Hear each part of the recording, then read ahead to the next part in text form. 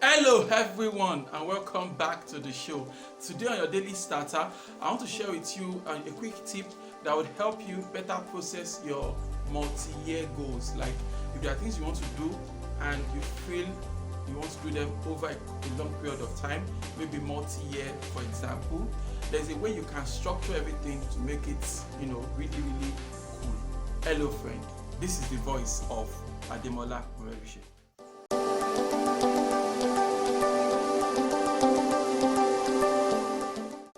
Hello friend, you might have heard this saying that we tend to overestimate what we can get done in 1 year and we underestimate what we can get done in 10 years, right? So the moral of that quote, you might have different versions, maybe 15 years, 20 years or whatever, but the point is this, that we try to do so much in the short term and we are not thinking well enough about what we can get done in the long term. So on this video I wanted to share with you, a simple tip that could help you better process what you should be doing in the longer term as opposed to just thinking in the short term perpetually. So here's the thing, okay? Now, if you think about your life in terms of progress and achievement, there's this tendency of us thinking of everything we want to do as right now, right now in the moment, right? Like maybe you are dreaming of, maybe at some point you want to build a school, you want to build $1 billion company, you want to buy a private jet, whatever it is that tickles your fancy, right? But you're not thinking of doing it now, like everything has to happen now and things like that. So what that does for us is that it makes our expectations unrealistic, actually, right?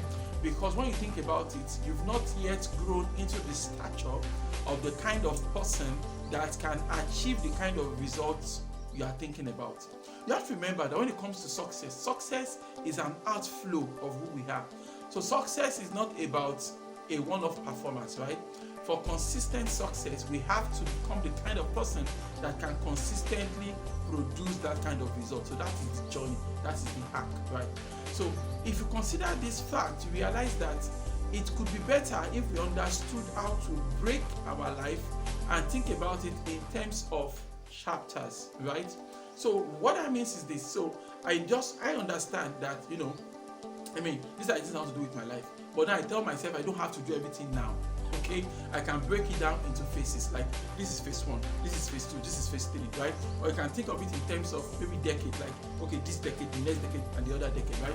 So for example, if you are in your teens, for example, right, anything from 13, 15, at least below 25, below 30, so you are thinking, okay, these are the things I need to get done before I clock 30, right? That is better than you thinking of things that on a normal day, these are things that cannot really be a reality until later in life anyways.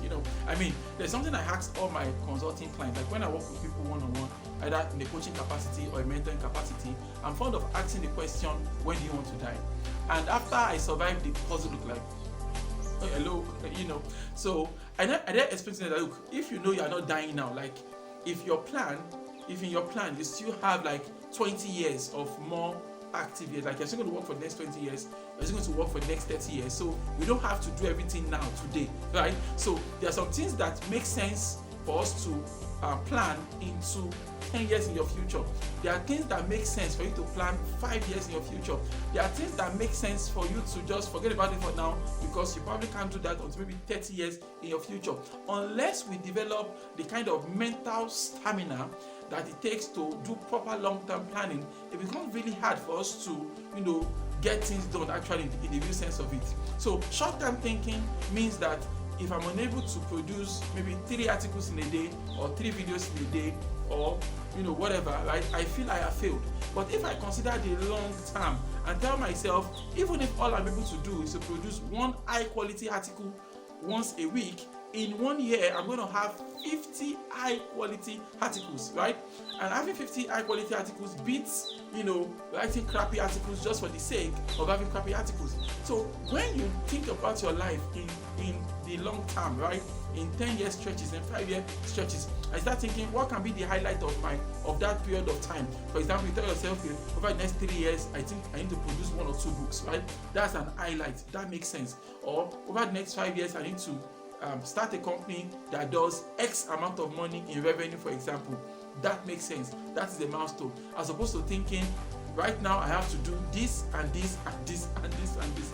If you continue with that kind of mindset, it's going to be very, very hard for you to actually hit any of your goals, and over time you're more likely going to get frustrated out of the lane altogether, right? So you need to understand the need for you to think about your life and break it down into phases. This phase, this phase, this phase. And when you think of it, so you go from phase to phase, from level to level, from one thing to the other, your life is more structured, things make better sense, and most importantly, you have a better sense of fulfillment because you'll be happy with your own progress. Why don't you repeat after me this morning? Say, God daily loads me with benefits. I am bold and strong. Every day, in every way, I am getting better and better. My name is Ademola Morebise. Thank you so much for taking our time to check out this video. Remember, you can lead a formidable life. Have a great day.